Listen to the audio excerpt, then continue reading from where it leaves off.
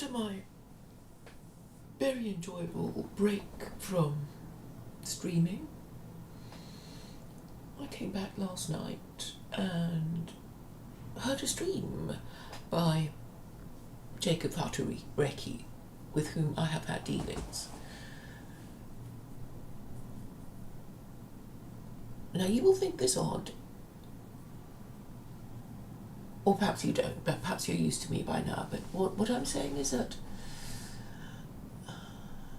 when somebody is trying to do something and you think they're doing it badly, it is infuriating. Again, I remind you of my fox cub analogy, the time when I saw this urban fox cub standing on a pizza box, obviously trying to get at the contents inside it, and it couldn't because it was standing on it. And if it had some presence of mind, it might just, retreat and then use its nose or its paws to open the box. But it was too hungry, it was too intent on getting at the pizza inside, and it couldn't bear to step away, even for a while, perhaps fearing somebody else might get at his pizza. And I was looking at this, frustrated really, wanting to shout instructions, but knowing it wouldn't understand.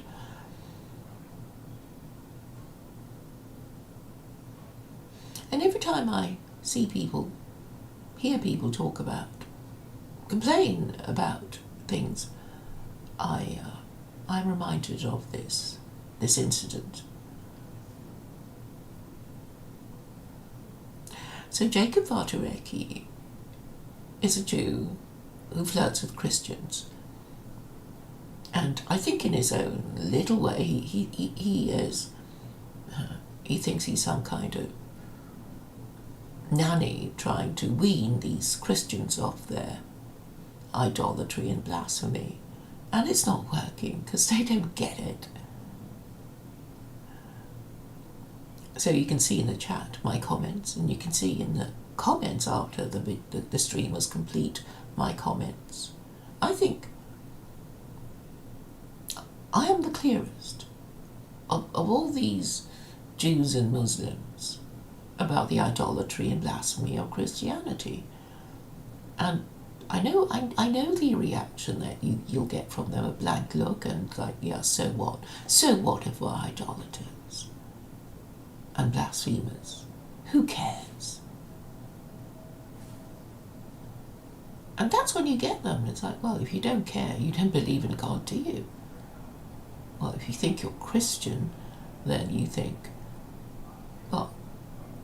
you think that your heritage is Judeo-Christian, and this means that Christians have incorporated the Old Testament, called the Tanakh by Jews, to make up their religion. It is a combination, the Christian Bible is a combination of the Old and New Testament, and they're saying that the New Testament supersedes the Old Testament. You just use words in a certain way and it will give the impression that you desire. So the use of words by Christians in describing these different scripture from a different religion that they basically culturally appropriated, these Christians culturally appropriated the religion of Judaism. Because they'll have to admit that without Judaism there would be no Jews, without Jews there would be no Jesus for Christians to worship. They owe everything to Jews. But then, and I guess this makes them want to complain about Jews. Everything that goes wrong is because of Jews. They made everything go wrong. Somehow or other, they tricked the gullible Gentile into adopting Christianity, and everything is going wrong now. That's the narrative of the anti-Semite. there are many different narratives. I'm only citing just one.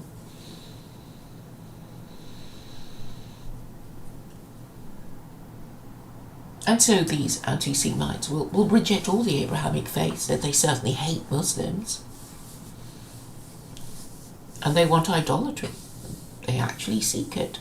So white nationalists can be divided into two camps: those who want to return to Christianity because they don't understand their own history, they don't understand the burnt and bloody history of Christianity, and they think they can return to it like a dog returns to its vomit and a fool turning to his folly. This is I can never remember which biblical verse this comes from. Is it Proverbs?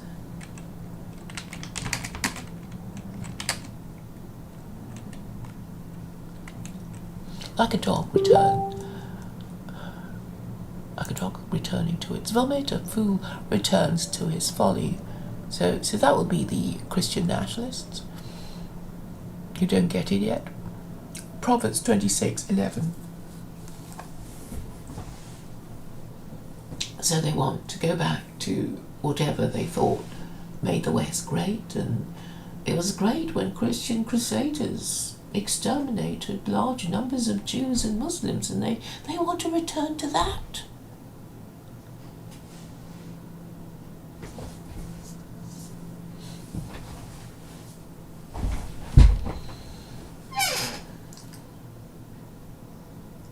So they don't get it.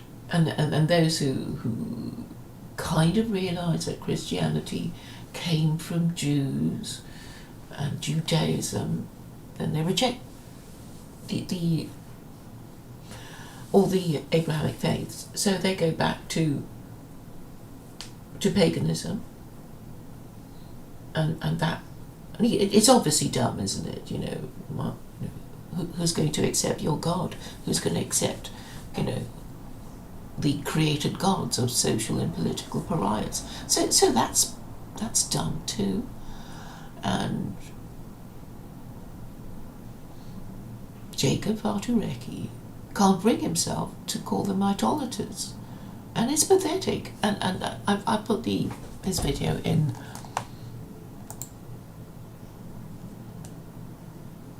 the description so you can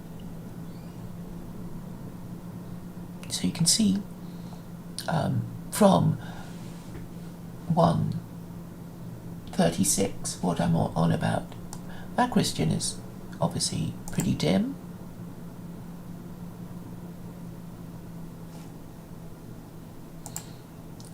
But to give him credit, he's genuinely interested, and he's not getting a straight answer from Jacob. He's going around all the houses. He won't say the I word, because I guess he's scared,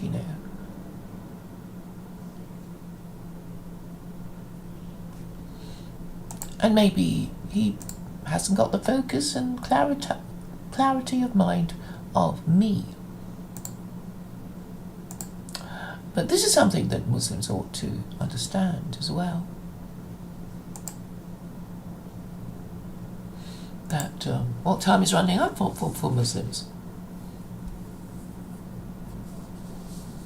Particularly Muslims in the West, who are going to have their offspring, grandchildren and descendants global homogenized if they don't do anything. We sort of know that these post-Christian Westerners are not going to put up a fight. They're not able to organise anything, not even a piss up in a brewery. Just not capable of it. They can't do it, they won't do it, they refuse to do it because they're degenerate, they are feeble of mind and spirit, and basically they'd rather be gay or incel than be forced to marry, and it would have to be forced to marry a member of the opposite sex and have children and stay married for the sake of the children. They're not going to do that. It's over for them. They're just not up to it. And therefore, only the immigrants who've arrived in large numbers in the West, they're the only ones capable of doing it, because, there's this kind of immigrant syndrome, you didn't come all the way here. You didn't cross continents and oceans just to, rest on your laurels and claim benefit. And, you're going to try to want to make sure it's been worth crossing oceans and continents to get here. And they may have some sense of residual pride.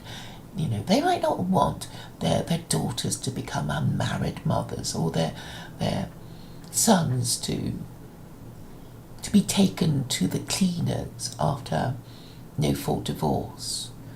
Strips them of their access to their children and their matrimonial home. Maybe they don't want to do that, and they don't want their grandchildren to be gaily married or transgender. So you would expect immigrants, the non-white people, those pesky non-white people in the West, to fight a bit harder over these things than the indigenous locals who have basically more or less lost the will to live. They can't even argue about obvious truths, where all kinds of arguments would come to mind if you were just looking for them. But they're not capable of it. They prefer to blame Jews. And looking at the way Jacob has been answering this confused Christian's questions, well, I'm not surprised they're confused. And when they get confusion can lead to anger very quickly. Like, well, why didn't you say it? Why didn't you tell us more clearly? Why did you go round all the houses and beat about the bush and bore us with your irrelevant chitter-chatter when you could have been telling us the real thing?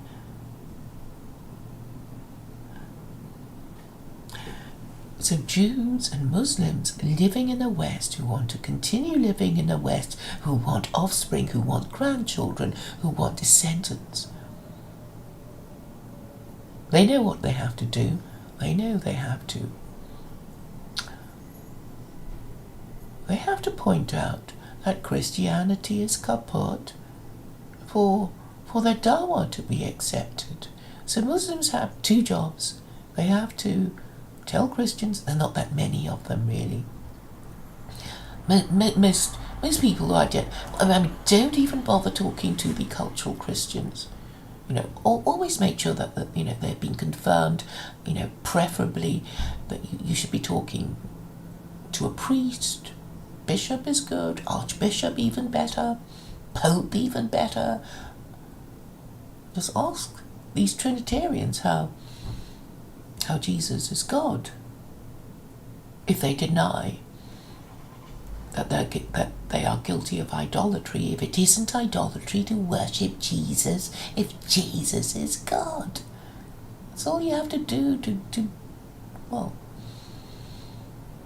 topple their ridiculous arguments. These arguments are patently absurd. A few Christians might be wondering, how come people became Christian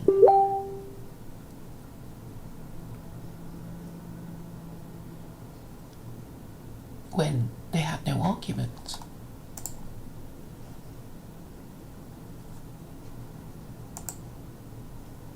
I want to finish my point, which is this: Jacob is doing a terrible job. He can't bring himself to do it, and I will just keep posting what I think he's done wrong, because he either doesn't get it or he won't get it.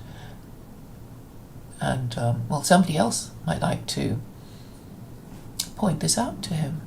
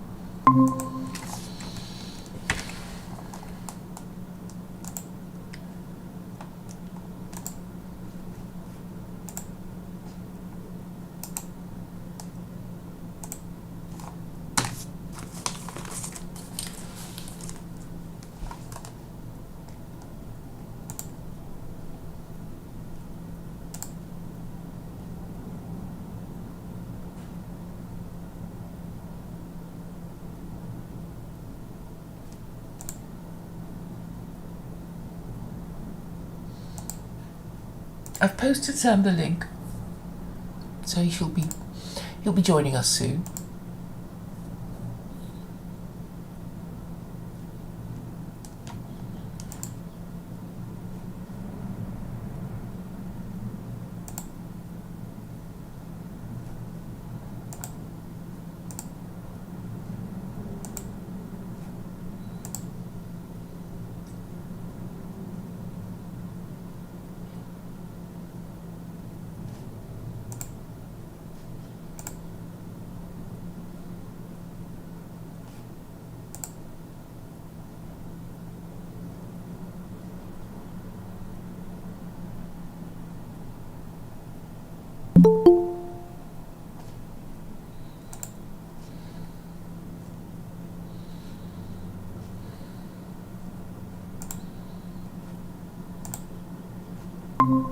Hi, Sam.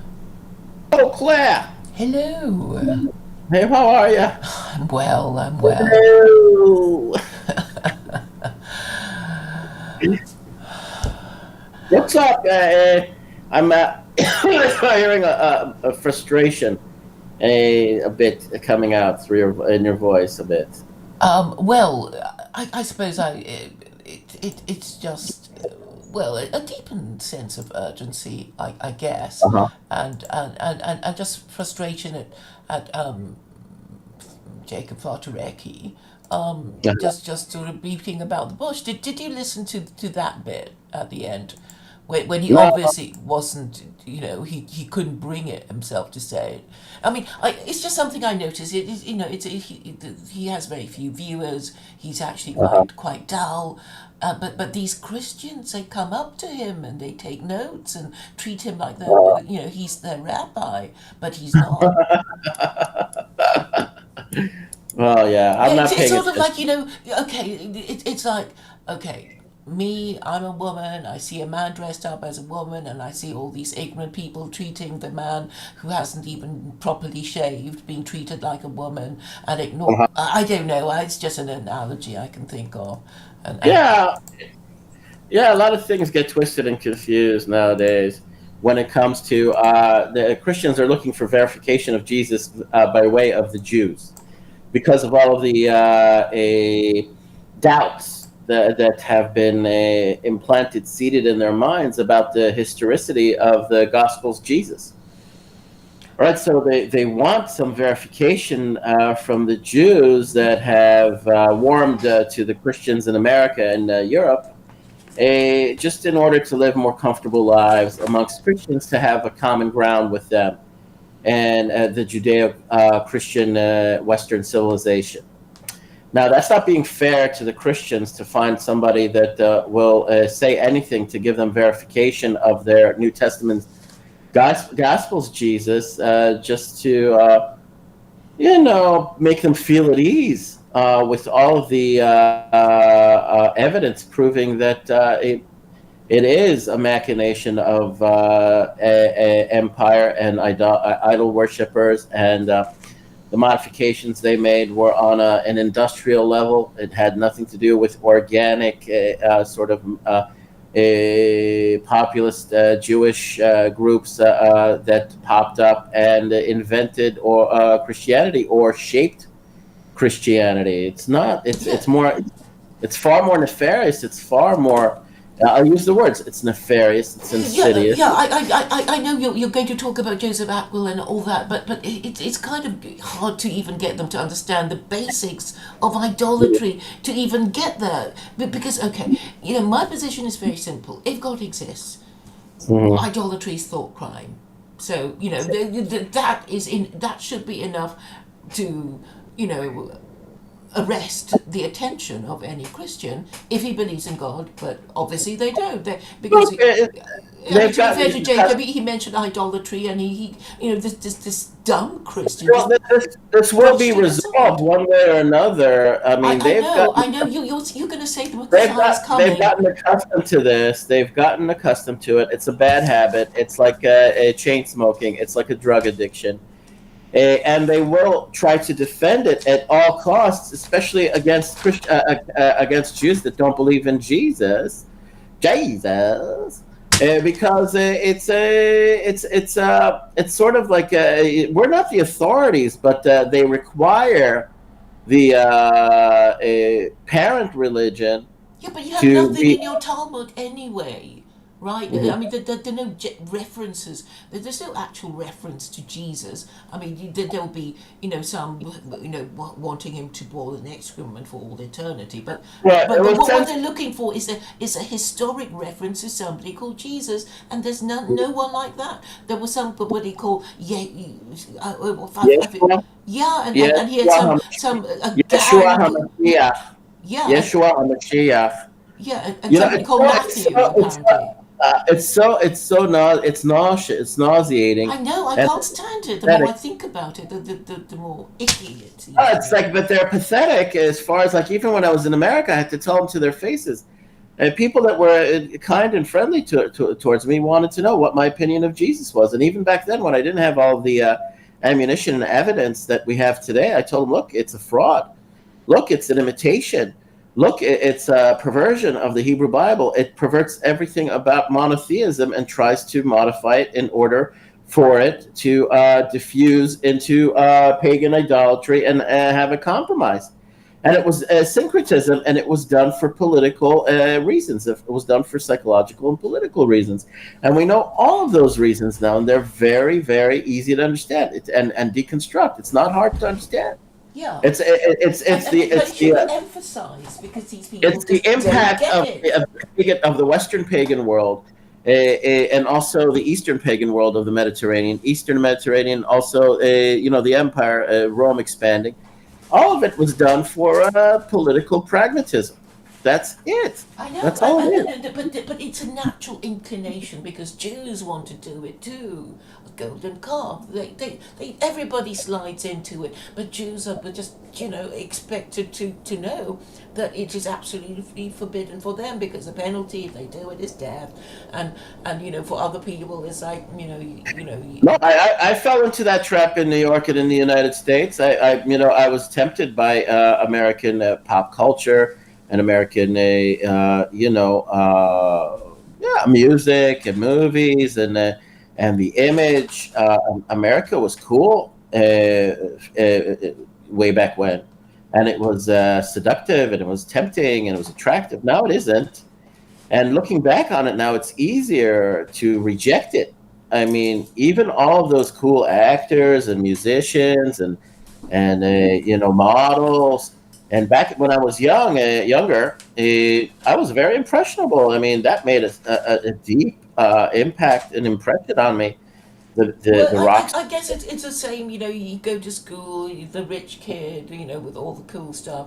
You just want to be like that, I guess, and everybody is kind of, Right. like Well, that with the with the imperialists it's before you fully form, and it's before you're after it's before you go through enough trials in your life to the point where you know what you believe in, you know what your convictions, you know where you stand, and you know what you accept and you know what you reject. So yeah, yeah, at and the the thing is, they don't even know their own history, which is just so infuriating. And you try to tell them, we don't know, we don't care, and well, it's what, what Christianity did to them as people, and how burning right. heretics for nothing at all, Look, and they don't even care about what people I know. died about.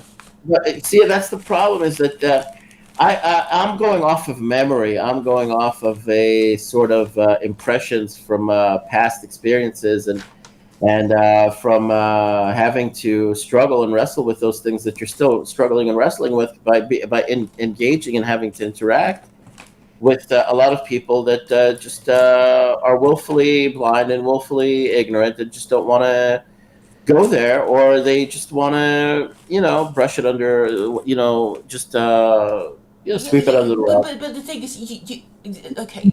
While I've been away, I was reading a book called Constantine and the Conversion of Europe, and it Mhm. had superb detail about all that went on before while Constantine was Christianizing the Roman Empire.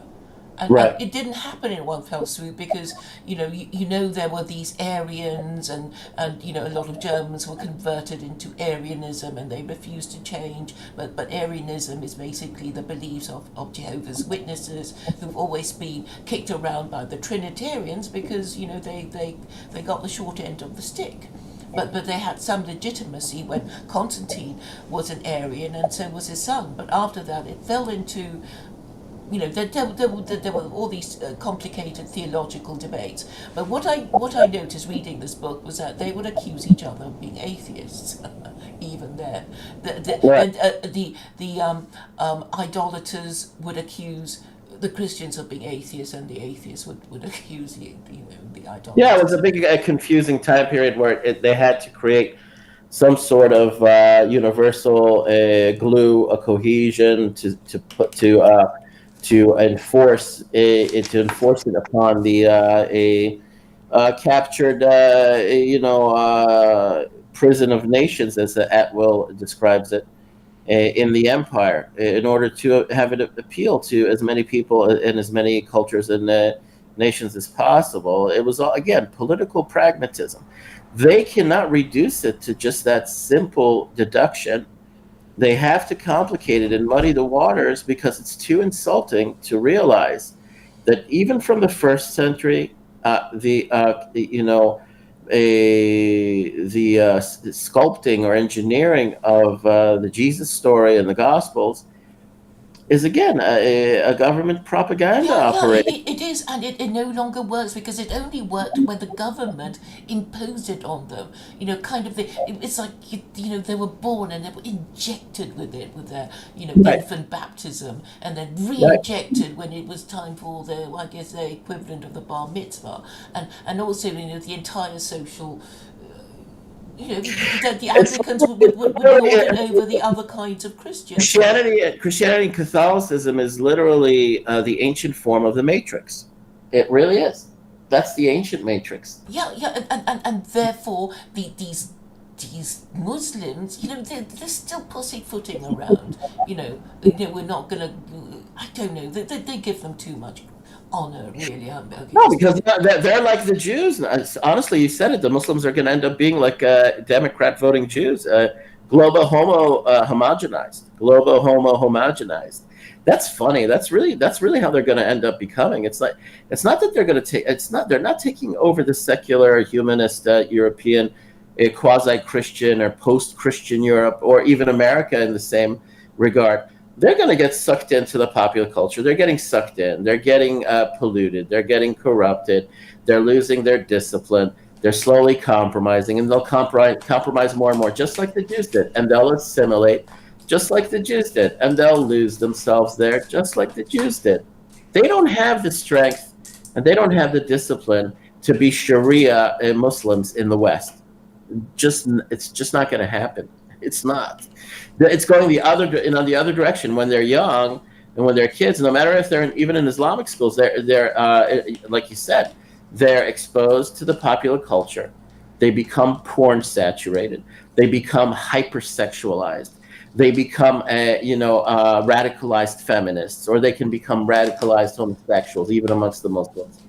They become utterly subsumed by the sick satanic culture, the current popular culture of the West.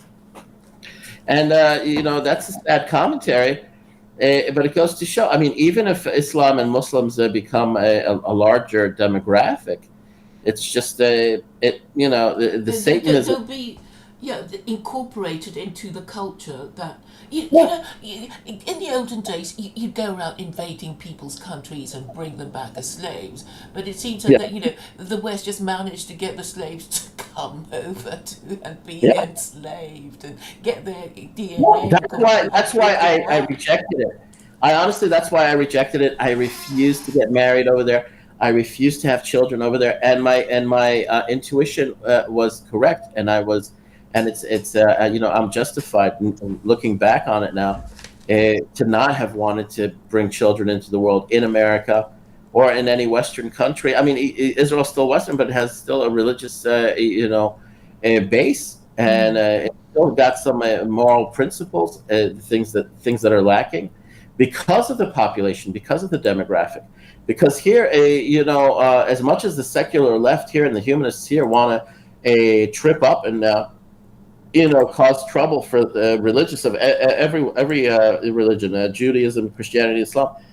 They want to trip up all religions here. They want to push their secular agenda here, and they cannot. They find it much harder because people here are far more stubborn, far more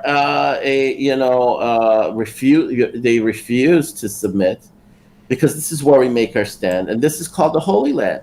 This is not going to be turned into a secular leftist atheist country. Never, ever, ever, ever. So that's why I feel more confident here, and that's why I had the confidence, even if it wasn't with the right person, and it was because of convenience, and it also because of the situation presented itself, and I felt like I needed to rush, and I was in a hurry, and so was she. I wanted to have a child, and that's what I got, and that's what I'm thankful for, and I feel comfortable in this country raising my child, and I would not feel comfortable raising a child in America, or God forbid in the UK at this point. No, my child is not being exposed to LGBTQ plus P plus B plus C plus Zub B plus X plus whatever.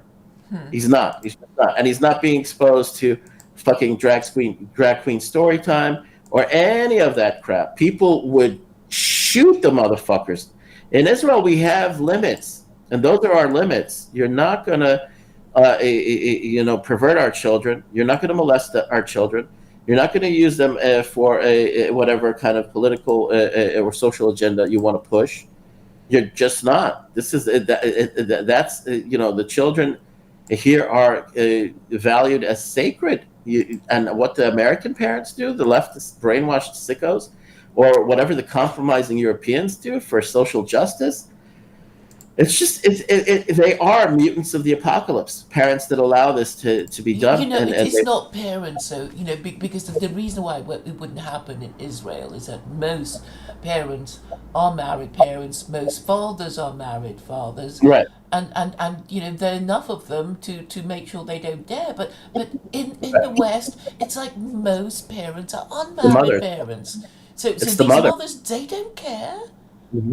They don't care what shit their kids are being stuffed with, as long as they get them off a few, well, the school it's a babysitting thing. Yeah, the babysitters. Yeah, you know what? It's getting off topic. I found places in Haifa, many places with the most advanced equipment that do a kind of like bear results. And I'm going to get a few treatments. I went to get a consultation, and I will use those body contouring, machines that actually do get results for the trouble spots for the belly and for the fat in the chest, under the arms. It sort of vibrates you or something. Body contouring. It's not lasers. The lasers are the more advanced types of a body contouring fat reduction for trouble spots that just you can't get. When you're middle aged and you got your tire around your the fat spare tires, yes, spare tire and the boobs, the moobs. So I don't care. I was scheduled to get a bariatric surgery, and that's just too much, and that's permanent, and it just has negative consequences and side effects that I don't want to go through. I was going to do it because I got so fed up, but the treatments aren't that expensive, and you go through you can get like a whole package of treatments. But I want to do like maybe 1 or 2 rounds.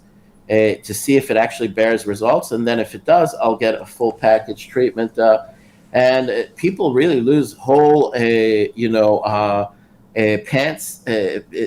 sizes, like whole. It's like liposuction. It's but it's non-invasive. It actually it kills the fat cells, and you excrete the fat cells in your urine. And so many people swear by it, and they still. It's been in use now for many years. I'd say over 10 years. I've seen So the what clinic. is this process? How do they do it? I'm not. Well, it's called body contouring. Let me read about it. I'll tell you which machine. That's the latest machine that I found in Haifa. That it's the most advanced one they have. It's called a VeloShape 3. I'm putting up. I'll read. I'll read it. One second. It's in Hebrew. One second. I'll do a Google search on it. I looked it up, and it looks cool. Um, uh, Look up. The art and science of skin, but it's the name of the company. VeloShape 3. Uh, VeloShape 3 is a new non-invasive treatment that uses a combination of technologies to contour your body and reduce the appearance of cellulite. Vacuum technology manipulates your skin, while infrared light and bipolar radio frequency energies gently heat fat cells and surrounding tissue. It heats the fat cells. Some work using heat, some use working cold. I think the heat is more effective. After 3 to 6 treatments, patients typically notice a reduction in both circumference of their waist and in the appearance of cellulite in the treated areas. The surface of the skin will feel smooth. Yeah, go ahead. Oh, I was going to say cellulite. I mean, that tends to be a mainly female concern. I didn't even know men got cellulite. Well, it's fat. It's not cellulite. I mean, cellulite is just another word for fat cells. You know. But it kind of gets bumpy. I mean, I've seen it on white women. I don't think non. It says here, no, I mean, I called to get a consultation, and they said they'll get back to me. And I asked them, do men use this machine for weight loss and fat reduction? They said yes, of course. After 3 to 6 treatments, patients typically notice a reduction in both circumference and in the appearance of cellulite in the treated areas. The surface of the skin will feel smoother and firmer. How about abdominal crunches? No, I don't do those. Just send me back to basic training and get me motivated. Otherwise, it's not going to happen. You see results after the first visit, and in its clinical, in what is it? In its clinical trials, it's the latest one. It's the most powerful one they have. Here, people would say here, VeloShape 3 led to a reduction of 1 full dress size after a series of treatments, or pant sizes for men. I want to get 1 treatment, and if it works, I'm in. Because I just need I need that little boost. I need that little motivator.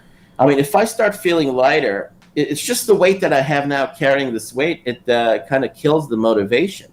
I'm like, I have but to. so you need to go on a fast or something, and then you think, oh, I think I'm lazy. I'm too self-indulgent. I'm not going to fucking fast. I have to do that 2 times, 3 times a year anyway on a religious basis. well, there's one coming up, right? There's one coming up. I'm just not going to do it voluntarily. I'm not going to exercise. I'm not going to fast. And if I'll go to the gym, I'll go to the gym after I lose a little weight via this machine. Because if I'm a little lighter, if I lose 1 pant size, by cheating, you can call this cheating. Yeah. I don't fucking care. I don't. I'm not here to please anyone and their misconceptions and saying, oh, it's only exercise and diet. Well, you know, you have people like fat fucks in their middle age years, like myself. Well, both men and women that are opting for the easy solution. If this fucking thing works, I'm gonna use it. I don't have to play by the fucking rules of everybody saying, there's only one way: dieting and exercise. If this thing has been working for 20 years and it's been advancing and it actually gets people results, I'm gonna fucking use it. I don't need to listen to people telling me that's all baloney, it's all bullshit. No, I'm gonna get the consultation. It's better than the fucking bariatric surgery. That's way more invasive. They leave you with fucking scars. They cut your they cut your intestines. They half your fucking the size of your stomach. They use like fucking like a fucking what do you call that? A zipper. And get the fuck out of here with that. Get the fuck out of here. Well, I'm not doing that. No liposuction, no bariatric surgery. If I can opt for these fucking treatments and lose 1 pant size after 1 treatment, or then I'll do a series, and it's going to cost me like, who knows? It's negligible. You know, it's not super expensive. Mm-hmm. I'm going to try it. I don't care. I'm going to try it. I mean, it's like at this point, if I lose weight and if I feel lighter and if I could start walking a little more comfortably without feeling the burden and pain of carrying all this weight with me on my fucking ass, on my fucking joints and everything, if I start feeling a little lighter, I'll get more motivated to move around. I'll feel more like peppy, and it's like I can move around better, and then it's a motivator. It's inspirational. And then I can really get to work in as regards to like doing sit-ups to do like more of the toning of the muscles or strengthening of the muscles. At this point, I just want to fucking get rid of the fucking fat in my belly and the man boobs, And if I can get results, I'll get results. If I was willing to go as far as doing an invasive surgery that could have, put my life at risk, I'd rather do this if it gets me results. Why it's not more, popularized is obvious.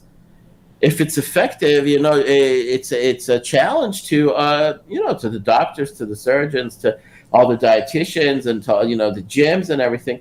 This thing has been around. You can look it up. You can look it up and see that it actually it dissolves the fat cells, kills the fat cells, and the body naturally excretes the fat cells through the body's urinary system, and that's fine by me. If that sounds what is like the treatment? I mean, what else? I mean, what would they subject you to? What? No, it's a machine. It's a machine. They roll over your stomach. They roll over your fatty areas. It pinches the fat areas. It heats them. It uses ultrasound and high infrared and all sorts of different kind of wavelengths of energy that actually penetrate the skin and penetrate into the fat cells, and they kill the fat cells. It actually heats and kills the fat cells to the point where they no longer are stored. They're detached, and the body has to excrete them. Look up on it. I mean, look into it. I mean, it's if it works, it works. And that's fine by me. I don't care if it's like the cheater's answer to it. I don't. Well, I mean, I suppose the reason why people might say that's not a good idea is that it means you have to go back, and no, you get like 3 to 6 treatments, and you lose like 2 to 3 waist sizes, and just by that virtue, by virtue of that, through these treatments in a clinic. That could take up to, for someone like me, that could take up to like a year of disciplined diet and exercise and fasting and all that shit. No, not going to happen. I'm no longer I got really fat after having gone through a difficult divorce, and that's what I really I started binging and drinking and eating and all sorts of things. Let's say out of a self-destructive behavior, out of a sense of like I felt like a death had occurred. A person, like I went through a death. That I took it that personally. I was very emotionally affected, and I overindulged in a lot of things. And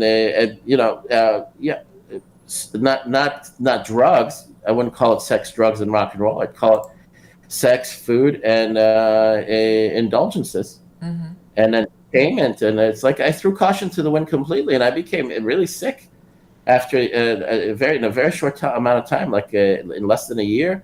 I became extremely overweight. Became diabetic, high blood pressure, and I was on the edge of dying. It was like a slow death, slow suicide. And even this mark on my face, it comes from diabetes. Oh.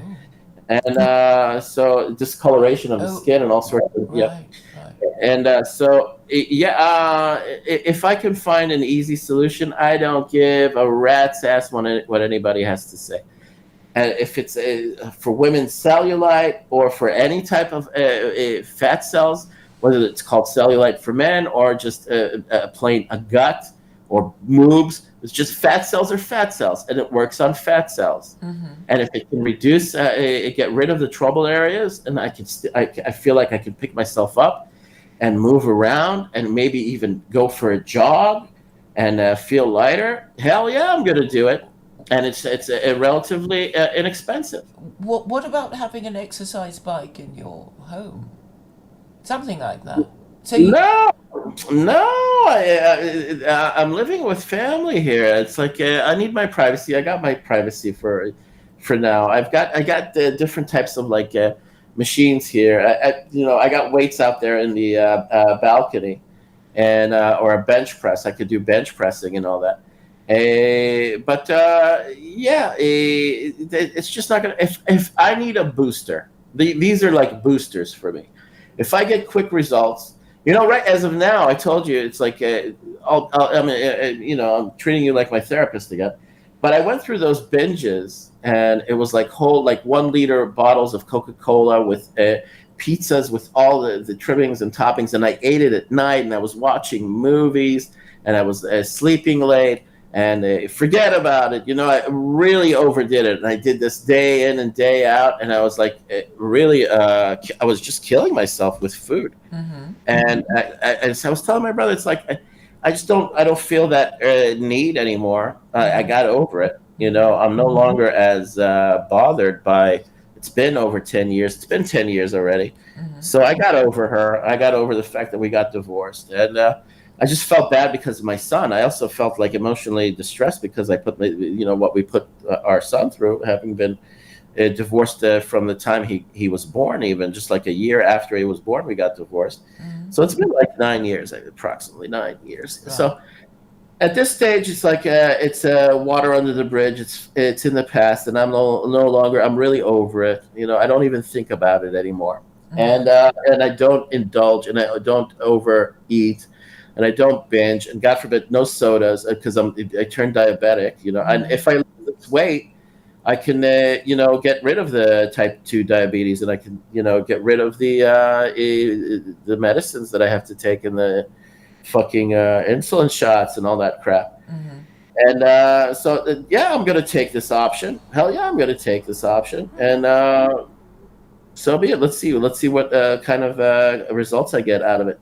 But as far as the exercise, it's just I have no motivation to go to the gym, because I don't have an exercise bike, in the home. So I can never have an excuse. It's raining. I don't feel like it. It's just there. I see it. I have to go on it. Solitary. It's like a solitary activity. But that's okay. You listen to the radio. You play with your phone.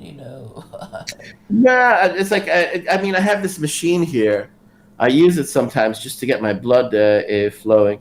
Here, this you see this thing? Vibro shape. It's German. It's like a vibrating plate. It gets the blood circulating, and it helps with weight reduction. It kind of what do you put on it? No, you stand on it. You stand on it. Oh, and then it just vibrates. Yeah, and it vibrates your whole body, and it gets your fatty areas to get. It kind of like tones them a little bit. But I don't. I need to use it more frequently. But it's not a substitute for running and jogging. Yeah, well, the bike is sort of easy. You sit there, and you can go fast. You can look at the speed or the distance or whatever. They can do things to make it more entertaining for you. But you could be I just do it half an hour every day. Yeah, and I do my abdominal crunches. I do my weight, and that's it. It's over in. But I did a lot of damage to my body and to my health, and it's not permanent, but at this point I'm taking the lazy man's option out, and I don't want to if I was able to let's do like something like a real sort of like 8-week real basic training course again. With a group mentality, and you have real objectives you have to meet. And it's a competition like event, and a team effort and all that. Team effort, and it's usually that's what you compete with one another, and that's what really got me when I was motivated when I was in the Army, and that's what really got me. You have to qualify, and you have to meet the conditions, and you have to what's the word? Not just what's conform. You have to conform to the standards. You have to meet the standards. Mm-hmm. And I wanted to conform, and I wanted to be as a qualified soldier, trooper, whatever. It's like it was a personal challenge that I wanted to meet. Now it's more of like I have to get myself psyched up and motivated, and You could fall to in walk. love and then lose your appetite that way. That you know what? Well, that happened when I was working. I was thinking about it. Honestly, Ah, it did. that Russian girl, huh? Yeah, I mean, Yeah, I it want. works. It works, and then it might motivate you. That she'll only have me when I'm, half my I size or felt whatever. I felt good. I felt like motivated. And I was eating less, Yeah. and I think I was even like glowing because people noticed that I had a look on my face that looked like I was, sort of like people noticed. What's up with this guy? He looks like he's, you know, and yeah, that happens, and whatever, it'll happen again. Yes. Yeah, but so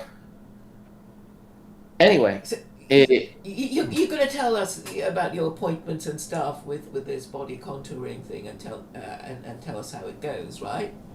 Yeah, sure. Like I'll keep you up to date. I'll keep you, yeah. I'll tell you whether it works or not. Well, yeah, it's like there's no substitute. Like you said, there's no substitute for being actually happy, or and feeling that you're biologically sort of like fulfilled, because Yeah, having but a being you can go swimming. You can go swimming in the No, I'm mill. just saying, being in a relationship where you're actually in love with someone, it's like you feel like your body and your biology is actually there. Its needs are being served. Mm. Your body. You It's change your like a body. drug. It's like a Yeah, yeah, mood yeah. altering drug. Oh yeah, yeah, yeah, for sure. Just like that song with Roxy Music, "Love Is the Drug." What's his name? Uh, Brian Ferry. Brian Ferry. yes. He's British. Yeah, yeah, yeah. Yeah. But so it's true. I mean, it could change your physiology. It could change your appearance. You start looking better, and whatever. I hope it'll happen again. I mean, I've had that happen a few times in my life. I was thinking back on it today. How many times have I been in love? And it's like it's happened a few times, to the point where I know what's going on, what's happening, and what I'm undergoing. And so you let yourself get swept away because you feel good having it happen to you. And so, I mean, at least you experienced it. It's a nice feeling when Yeah. it happens. And you can have it again, Yeah, which sure. is nice. But anyway, I'm looking forward to a lot of things happening soon. Mm. I don't want to be down. I don't want to be doom and gloom. And I'm watching all of the updates, and process is playing itself out, and let it play itself out. It's not standing still. It's only moving forward. And all I could say is, hey, that's also a reason for me, with my expectations, to be very optimistic. I Mm-hmm. got to speak to a lot of people. I'm more out and about with people, and here I'm talking to a lot of people, chance conversations, and I feel it's like my rabbi even said it. Rabbi Neil Benalzi said it, that this period just before the day arrives is a time for raising awareness and preparing people psychologically, spiritually, and emotionally. And it's because God is merciful. He wants to have people aware, whether they believe in it or not, whether they dismiss it or not, is their problem. But even those that believe, having them receive the information and the details as to what's about to happen, is also it works in their benefit. There was a religious Jew. I was waiting at the bus stop. Old man with a white beard, religious Orthodox Jew, sitting next to me on the bench there, waiting for the bus at the bus stop. And I, happened to start up a conversation with him, and I told him, "Listen, do you know who my rabbi is? Do you know who the name of this rabbi is?" And so I started talking to him, and I asked him, "What do you think about this time period we're in? Are you in denial on whether it's about the time for a true messianic revelation now, or where do you stand?" He says, "Yeah, he's not He's not in denial, and he's not sort of a willfully sort of working against it, or denying it. He says he knows that it's the time. He was using like a regular, like a kosher cell phone with no internet access, just phone access. So Yeah, he's one of no these. text, no text messages. He's ultra orthodox to the level where no internet access, no internet at all. So things about stories that I'm telling him, he has no idea about what's going on. Like, let's say in China, and what's going on now in Holland, and what's happening with Germany having their natural gas cut off by Russia completely, all of it. Oh, And has that happened? When did that happen? today. Oh, okay, I missed that. Yeah, and all sorts of other things are happening. And Germany's rationing energy. They're rationing gas, and they're rationing energy. They've Why don't already they leave NATO? they've Then implemented. everybody can leave NATO, and we can leave the Americans to, well, do Well, we'll whatever see. they need to do. It We'll seems see so what. obvious. Yes, we'll see what happens. And the Royal Bank of India, the RBI, it's called, yesterday also stopped using dollars. They actually, it Oh, was, yeah, you could look into that. I saw that it was a big move. The Indians are no longer using on a. the currency of the crazy people. Yeah, they're no longer. I mean, look for verification of it. I found plenty of videos and talk and people that are in the know, analysts that update, and I found a proof of it that the Indians have decided to opt out of using dollars for future trade and future commerce. They're holding on to their foreign exchange, but there's of dollars, but they're slowly trying to wean themselves off, and and in order, they need it still to do international trade, but for all future from yesterday, for all future commerce, they're making sure to detach themselves from the dollar. They have foreign exchange reserves. They might be trying to get offload it and unload it. That's probably what they're doing. uh, it's a big move, and the Chinese are there also, not to the same extent, because there's such a codependency still of doing business with the Americans. But it's on the agenda. I mean, with them, ready to invade Taiwan, they've already taken measures to make sure that all their foreign assets overseas have been retrieved to mainland China. All the corporations, all of their venture capital groups, all of their equipment in Western countries have been ordered to shut down and immediately return to mainland China. That's been in process for months now. All right, they've already gotten that since the sanctions that were put on Russia. From that moment, they started working on bringing everything that could be confiscated by the West that belongs to China and Chinese companies back to China.